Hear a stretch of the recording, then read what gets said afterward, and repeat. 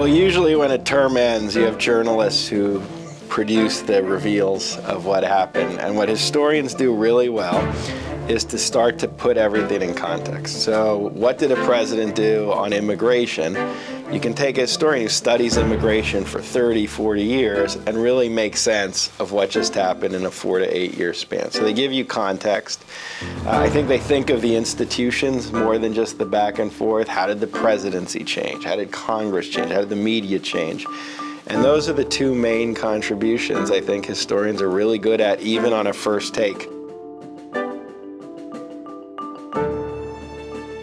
It was a big part. It wasn't the only part. It was kind of interesting. Sometimes I had to push them to bring that back. It was amazing to me how quickly you even analyze a president that comes right after the pandemic and forget that was the framework within which it started. But on certain chapters like education, and we have a chapter on the economy, the pandemic looms large. You know, for the economy, the vaccination program that he starts with was actually quite important to understanding everything that followed education with school closures.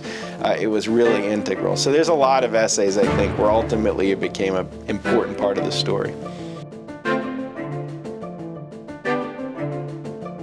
Well, that really shapes a lot of the writing, meaning other presidents, that wasn't so much the story. Even if you had impactful, controversial presidents, it was different, because it's not simply that President Trump loomed large over President Biden's administration. It's that he ultimately comes back to power, and by the time they were writing, they knew that.